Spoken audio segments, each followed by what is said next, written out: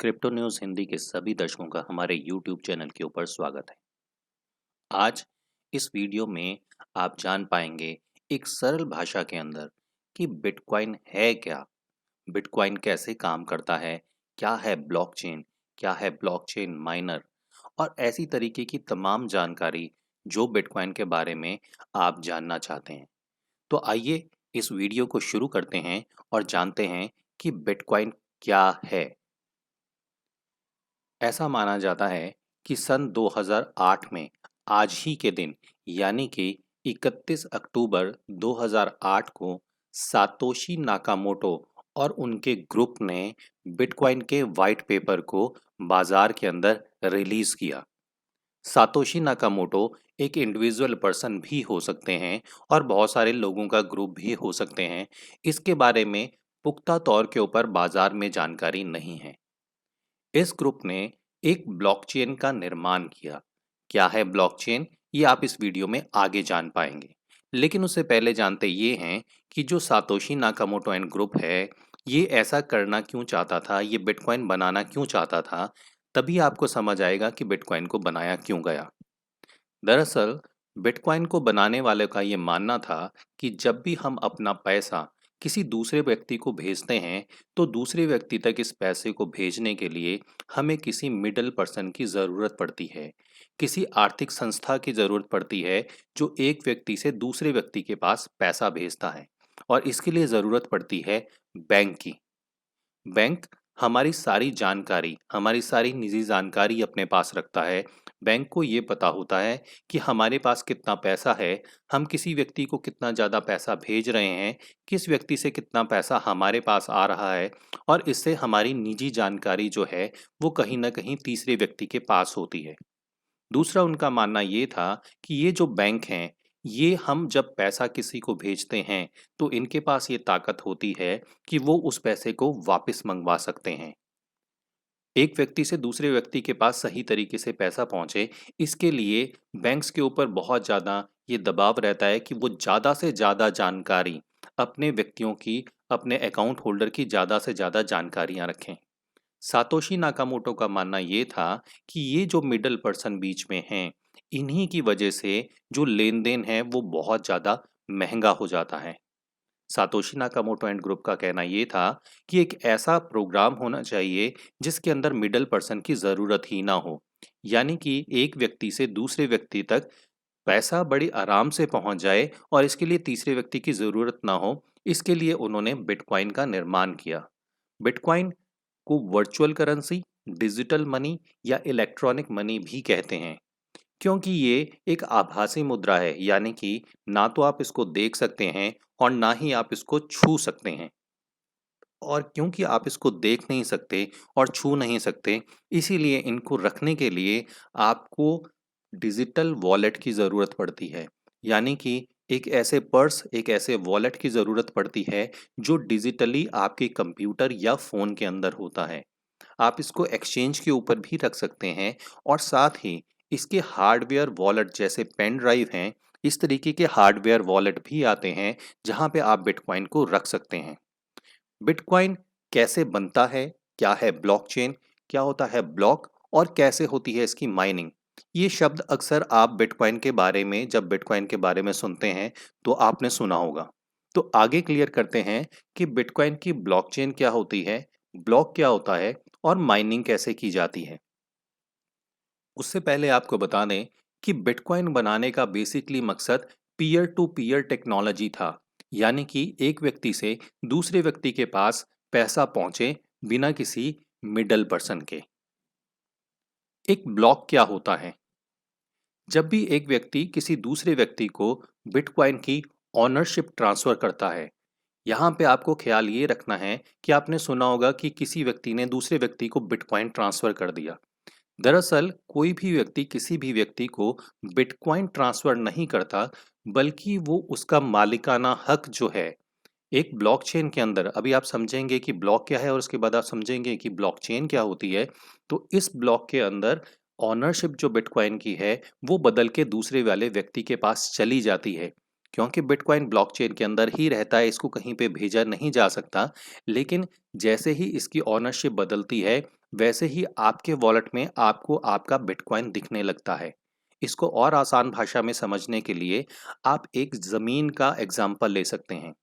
जब एक व्यक्ति एक ज़मीन को खरीदता है, तो वो ज़मीन के कागज़ात दूसरे व्यक्ति को ट्रांसफ़र करता है, यानी कि मालिकाना हक कागज़ों में दूसरे व्यक्ति के पास बदल जाता है, लेकिन ज़मीन वहीं पे रहती है।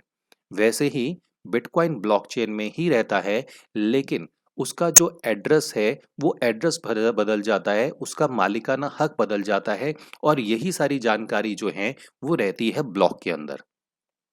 ब्लॉग एक लेज़र है, यानी कि एक किताब की तरह है, एक बुक की तरह है, जिसके अंदर सारे रिकॉर्ड रखे जाते हैं। किस समय पे किस व्यक्ति ने कितनी क्वांटिटी के अंदर बिटकॉइन को भेजा, उसके लिए कितनी फीस थी और उस ब्लॉक का हैश हैश क्या होता है, ये भी आज इस वीडियो में आप आगे समझेंगे।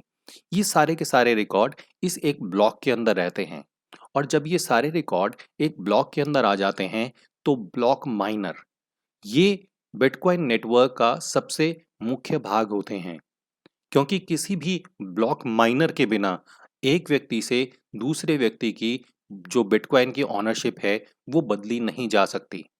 ब्लॉक माइनर के पास बहुत बड़े बड़े कंप्यूटर्स, उसके साथ ही सीपीयूज और बहुत बड़ी मशीनें लगी होती हैं, जहां पे जब ये ट्रांजैक्शन एक ब्लॉक के अंदर आती हैं, तो ये लोग उस ब्लॉक को खोजते हैं, उस ब्लॉक को सर्च करते हैं और जब इन्हें ये एक ब्लॉक मिल जाता है, तो ये इस ब्लॉक की सारी ट्रांजैक्शन में सबसे पहले चेक ये करते हैं कि जो बिटकॉइन भेजा गया है, कहीं इसको दो बारी तो नहीं भेज दिया गया है, यानी कि एक ही व्यक्ति ने इसको दो व्यक्तियों को तो नहीं भेज दिया गया है। इसे बिटकॉइन नेटवर्क में कहते हैं डबल स्पेंडिंग। और डबल स्पेंडिंग यानी कि दोहरा लेन देन से बचाने के लिए ही बिटकॉइन माइनर्स की ज़रूरत पड़ी। जब बिटकॉइन माइनर एक व्यक्ति से दूसरे व्यक्ति के पास बिटकॉइन की ऑनरशिप को बदलते हैं, तो सबसे पहले वो देखते हैं कि इसकी डबल स्पेंडिंग तो नहीं हुई और फिर एक जगह से दूसरी जगह पे जो बिटकॉइन की लेन देन है, वो बिटकॉइन का लेन देन ब्लॉकचेन के अंदर ये लोग रिकॉर्ड कर देते हैं। बिटकॉइन माइनर ही वो व्यक्ति होता है जो बाजार में बिटकॉइन को लेके आता है, यानी कि बिटकॉइन बनता कैसे है वो अब आपको यहाँ पे क्लियर होगा। एक बिटकॉइन माइनर जब एक ब्लॉक को माइन करता है, तो उस ब्लॉक के अंदर उसकी ऑनरशिप होती है, यानी कि जिसको बिटकॉइन गया उसकी ऑनरशिप, वो एड्रेसेस होते हैं जिस एड्रेस से बिटकॉइन एक व्यक्ति से दूसरे व्यक्ति को गया, कितनी मात्रा में बिटकॉइन की क्वांटिटी की ऑनरशिप बदली गई, ये उसके अंदर मौजूद होता है। किस समय ये लेन देन पूरा हुआ, ये वहाँ पे होता है। इसके लिए उसने कितनी ट्रांजैक्शन की फीस दी है, ये वहाँ पे मौजूद होता है। और इसके साथ ही ट्रांजैक्शन हैश, ये एक ऐसी कड़ी है, ट्रांजैक्शन हैश एक ऐसी कड़ी है जो एक ब्लॉक को अगले ब्लॉक से जोड़ती है। और यही ट्रांजैक्शन हैश वो चीज़ होती है जिससे आप ब्लॉक के ऊपर जाके, ब्लॉकचेन के ऊपर जाके ये चेक कर सकते हैं कि आपकी जो ओनरशिप है या आपका जो बिटकॉइन है, वो आपके पास अभी तक पहुंचा है या नहीं पहुंचा। ब्लॉकचेन में जो जानकारी दर्ज होती है, इस जानकारी को बदला नहीं जा सकता, क्योंकि ये एक ओपन सोर्स होता है और इसके ऊपर किसी का कोई कंट्रोल नहीं है। तो ब्लॉकचेन के अंदर जो जानकारी एक बारी रिकॉर्ड हो जाती है, क्योंकि उस जानकारी को बदला नहीं जा सकता, इसीलिए ब्लॉकचेन का आज की डेट में बहुत सारी जगहों पर इस्तेमाल होना शुरू हो रहा है। और ये भी कहा जाता है कि ब्लॉकचेन आने वाले टाइम का एक भविष्य की टेक्नोलॉजी है। इस टेक्नोलॉजी, इस तकनीक का इंतज़ाम आज बहुत सारी चीज़ों को रिकॉर्ड करने के लिए भी रखा जाता है। जैसे ही इस एक ब्लॉकचेन के अंदर बिटकॉइन माइनर्स ये ब्लॉक को माइन करते हैं, तो हर 10 मिनट के बाद एक नया ब्लॉक बनता है। और जब बिटकॉइन माइनर इस ब्लॉक को माइन कर देते हैं, यानी कि इसके सारे लेन देन को पूरी तरीके से क्लियर कर देते हैं, तो बिटकॉइन माइनर को इसके बदले में बिटकॉइन मिलता है। हर 10 मिनट में आज की डेट में 6.25, यानी कि 6.25 बिटकॉइन बिटकॉइन माइनर को मिलता है। हर 10 मिनट के अंदर 6.25 बिटकॉइन नया बाजार के अंदर आ जाता है। जब बिटकॉइन की शुरुआत हुई थी, तब एक ब्लॉक को माइन करने के लिए ब्लॉकचेन माइनर को 50 बिटकॉइन मिलता था। लेकिन बिटकॉइन के वाइट पेपर के अंदर एक चीज लिखी गई है जिसको कहते हैं बिटकॉइन हाल्विंग। बिटकॉइन हाल्विंग एक ऐसी चीज है जो 2,10,000 ब्लॉक जैसे ही बनते हैं तो ऑटोमेटिकली बिटकॉइन ब्लॉक की हाल्विंग हो जाती है और इसके अंदर जो बिटकॉइन माइनर हैं उनको मिलने वाला रिवॉर्ड आधा रह जाता है और ये करीबन करीबन हर 4 साल के बाद होता है। तो 2009 3 जनवरी 2009 को बिटकॉइन का पहला ब्लॉक बना था जिसे जेनेसिस ब्लॉक कहते हैं और वो ब्लॉक माइन करने के लिए 50 बिटकॉइन मिला था ब्लॉकचेन माइनर को। जब 2,10,000 ब्लॉक माइन हो चुका था तो ये हाल्विंग होने के बाद उसी ब्लॉकचेन माइनर को 25 बिटकॉइन मिलता था। फिर ये 12.5 बिटकॉइन हुआ और आज की डेट में एक ब्लॉकचेन माइनर को 6.25 बिटकॉइन मिलता है। ये हाल्विंग हाल ही में 2020 में ही हुई है और अगली हाल्विंग जो है वो 2024 में होगी जब एक बिटकॉइन माइनर करने वाले को 3.12 बिटकॉइन ही मिलेगा बिटकॉइन को ब्लॉक को माइन करने के लिए। जो बिटकॉइन के माइनर होते हैं इनके पास दो मुख्य पावर होती हैं। पहली चीज तो ये कि बिटकॉइन के माइनर्स के पास जो सीपीयू की पावर होती है इससे वो ब्लॉकचेन के ऊपर अटैक करने वालों से उसको बचाते हैं। 51% अटैक क्या है ये आपको अगले किसी वीडियो में बताएंगे, लेकिन आपको जानना ज़रूरी ये है कि बिटकॉइन नेटवर्क की जो ब्लॉकचेन है उसको अटैक करना या उसको किसी भी तरीके से करप्ट करना या खराब करना लगभग असंभव ही है। बिटकॉइन माइनर के पास वोटिंग का अधिकार भी होता है। ये इस वोट का अधिकार करके बिटकॉइन के फोर्क को भी कर सकते हैं, यानी कि बिटकॉइन की ब्लॉकचेन को दो हिस्सों में भी बांट सकते हैं और जब भी एक बिटकॉइन की ब्लॉकचेन के दो हिस्से होते हैं तो एक नया कॉइन बाजार के अंदर आता है। जैसे आपने बिटकॉइन कैश का नाम सुना होगा। बिटकॉइन फोर्क क्या है या ब्लॉकचेन के फोर्क क्या होते हैं ये आपको किसी अगले वीडियो में बताएंगे। ऐसा माना जाता है कि सन 2140 के अंदर लगभग सभी बिटकॉइन जो है वो माइन हो जाएंगे और जब बिटकॉइन के सभी ब्लॉक माइन हो जाएंगे तो आज की डेट में जो बिटकॉइन माइनर्स को ब्लॉक को माइन करने के लिए रिवॉर्ड मिलता है वो बंद हो जाएगा। तो एक प्रश्न यहाँ पे आपके दिमाग में आ सकता है कि अगर बिटकॉइन माइनर को पैसा मिलना बंद हो जाएगा तो वो माइनिंग क्यों करेंगे, एक व्यक्ति से दूसरे व्यक्ति के पास बिटकॉइन की माइनिंग जो है वो कैसे होगी और क्यों होगी। दरअसल जब आप बिटकॉइन को ट्रांसफ़र करते हैं तो ट्रांसफ़र करते समय आप वहाँ पे एक ट्रांजैक्शन फ़ीस भी देते हैं। हालांकि ये ट्रांजैक्शन फ़ीस बहुत कम मात्रा में आज की डेट में ली जाती है, लेकिन सन 2140 के अंदर जब हम बिटकॉइन की ट्रांजैक्शन फ़ीस देंगे वहाँ पे अगर हम एक बहुत छोटी मात्रा भी देते हैं तब भी उसकी कीमत बहुत ज़्यादा होगी। इसकी कीमत कहाँ से कहाँ पहुँची है ये भी हम वीडियो में आगे डिस्कस करेंगे। बिटकॉइन के बारे में कुछ फैक्ट आपको जानना बहुत ज़्यादा ज़रूरी है। पूरी दुनिया में 2,10,00,000 से ज़्यादा बिटकॉइन नहीं बन सकता। अगर हम अभी की बात करें, जब हम 31 अक्टूबर 2020 में ये वीडियो बना रहे हैं तो अंदाजन 80% बिटकॉइन बाजार में आ चुका है।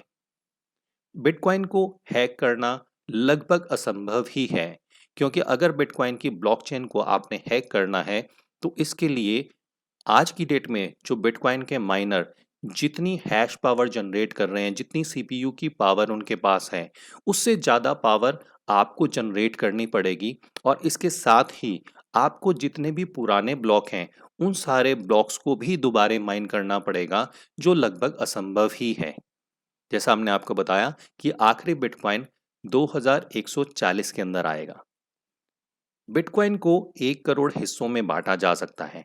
जैसे 1 रुपए के अंदर 100 पैसे होते हैं, वैसे ही एक बिटकॉइन के अंदर 1 करोड़ सातोशी होते हैं और इसकी सबसे जो छोटी वैल्यू होती है उसको हम सातोशी के नाम से बुलाते हैं। बिटकॉइन एक ओपन सोर्स है, एक डिसेंट्रलाइज्ड फंक्शन है, यानी कि कोई भी पर्सन बिटकॉइन नेटवर्क को ज्वाइन कर सकता है और कभी भी इसको छोड़ सकता है। कोई भी व्यक्ति इसका हार्डवेयर और सॉफ्टवेयर लाने के बाद बिटकॉइन का माइनर बन सकता है। अब बात आती है कि बिटकॉइन को रखा, खरीदा या बेचा कैसे जा सकता है।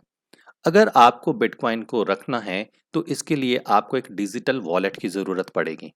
आप ये वॉलेट हार्डवेयर वॉलेट भी ले सकते हैं, सॉफ्टवेयर वॉलेट भी मिलते हैं जिसके कुछ लिंक हम इस वीडियो की डिटेल में आपको दे देंगे। और आप चाहें तो एक्सचेंज के ऊपर भी अपना अकाउंट बना के वहाँ से बिटकॉइन को खरीद और बेच सकते हैं। वॉलेट खरीदने के बाद, वॉलेट बनाने के बाद आपको वहाँ पे सेंड और रिसीव की ऑप्शन मिलेगी।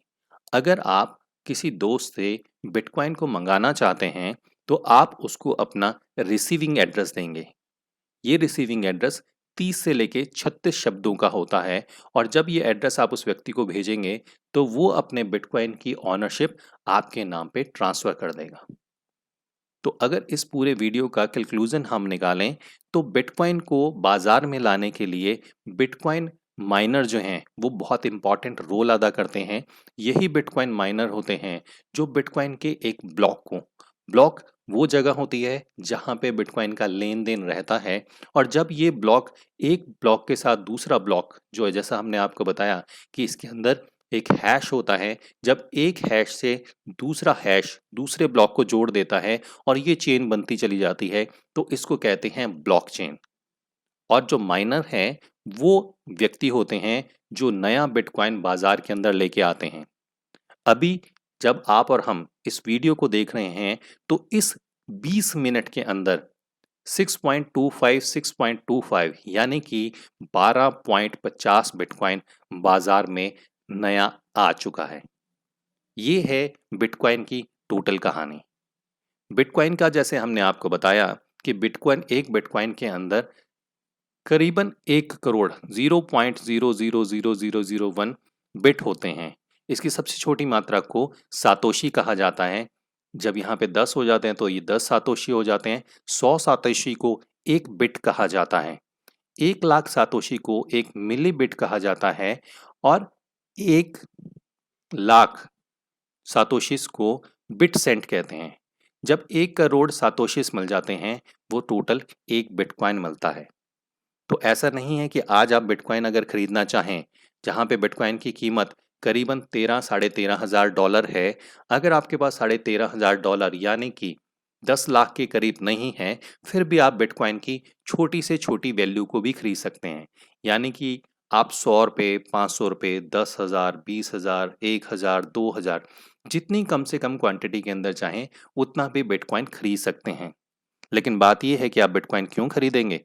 तो आप ये समझ लीजिए कि जब बिटकॉइन शुरू हुआ था तो बिटकॉइन बनाने वालों को आपस में लेन-देन के लिए बिटकॉइन की वैल्यू 0 ही रखी गई थी। यानी कि एक बिटकॉइन की कोई वैल्यू ही नहीं थी। लेकिन जब लोगों ने इसकी उपयोगिता को समझना शुरू किया तो बिटकॉइन की वैल्यू बढ़नी शुरू हुई और आज एक बिटकॉइन, जब आप ये वीडियो देख रहे हैं, तो तकरीबन 13 से साढ़े 13 हज़ार डॉलर का है, करीबन 10 से 11 साल में। तो ये है बिटकॉइन की सारी कहानी। हमें उम्मीद है कि ये वीडियो आपको पसंद आया होगा और अगर आपको ये जानकारी बहुत अच्छी लगी तो अपने दोस्तों से भी शेयर कीजिएगा। अगली बारी कोई वीडियो जो आपसे बिटकॉइन के बारे में पूछे तो ये वीडियो आप उसके साथ शेयर कर सकते हैं।